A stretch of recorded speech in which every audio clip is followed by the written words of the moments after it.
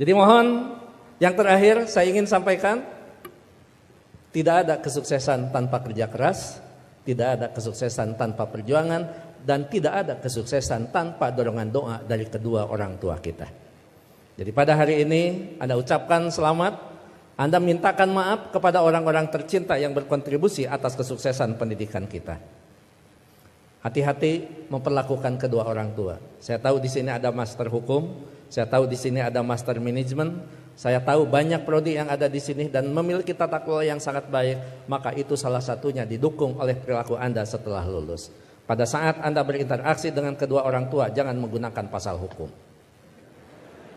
Pada saat ibu mengatakan, saya mau ketemu, kamu pulang, maka Anda akan mengatakan, mah tidak boleh memaksa, karena ada pasal hukumnya. Enggak ada itu, tidak berlaku untuk kedua orang tua.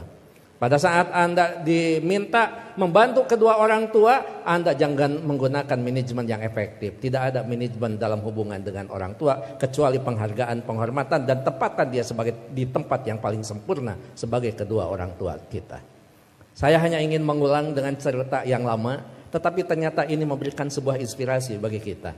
Mohon maaf, saya pernah jadi seorang pejabat. Pada saat saya sedang rapat, saya ditelepon oleh keponakan saya dan menyatakan ibu saya dalam keadaan sakit.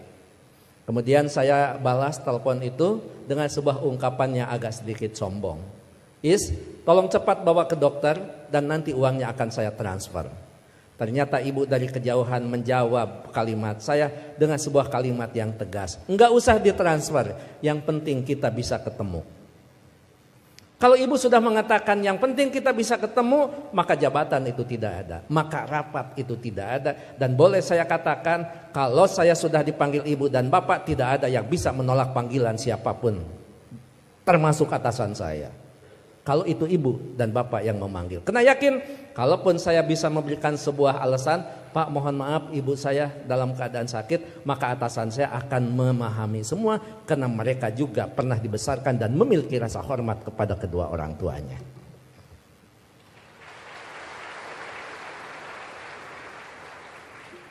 Pukul 8:30 malam saya pulang, dan saya sama seperti Anda, mungkin saya lebih kampung daripada Anda yang hari ini di wisuda. Saya tidak dilahirkan di tengah kota, saya dilahirkan di kaki Gunung Papandayan yang sekarang terkenal dengan tempat wisata Kawah Papandayan. 3 jam saya sampai di rumah, 11:30 saya sampai di rumah. Ternyata ibu dalam keadaan segar bugar, tetapi saya tidak menunjukkan perasaan suudon kepada ibu. Kenapa? Ternyata di situ ada hikmah. Bagi seorang ibu dan bapak dalam keadaan sakit, kemudian dia menunggu anaknya terkasih dan tersayang, maka pada saat dia bertemu, maka kehadirannya lebih mujarab daripada obat yang diberikan oleh seorang dokter. Catat itu. Ibu tidak hanya menunjukkan segar dan bugar, tapi ibu juga tetap memperhatikan kesukaan makanan anaknya. Saya dimasakkan sayur kacang merah, saya digorengkan asin peda, saya dibuatkan sambal terasi, dan saya juga dibakarkan pete. 11:30 malam, coba bayangkan ada sayur kacang merah, nasi putih, bakar pete, dan belum peda ditambah sambal terasi. Boleh dibayangkan setelah wisuda. 11:30 malam saya disuguhi makanan itu, maka tidak ada kalimat yang bisa diucapkan kepada ibu selain mengucapkan terima kasih.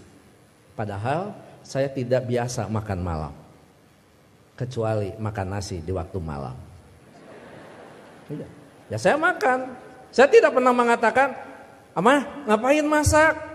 Kan kata dokter paling tidak 3 jam sebelum tidur kita boleh makan. Ini mau tidur 11:30, ngapain masak? Bagaimana perasaan ibu pada saat seorang anak yang dia tunggu, yang dia masakan, kemudian anak berargumentasi dengan sebuah ilmu di mana ibu tidak paham tentang ilmu itu. Menyakitkan. Iya, saya makan dan saya berdoa mudah-mudahan ini jadi obat. Begitu saya lirik dari sudut mata saya, ibu kelihatan bahagia. Kenapa? Makanan yang dia pasak itu betul-betul dimakan oleh anaknya.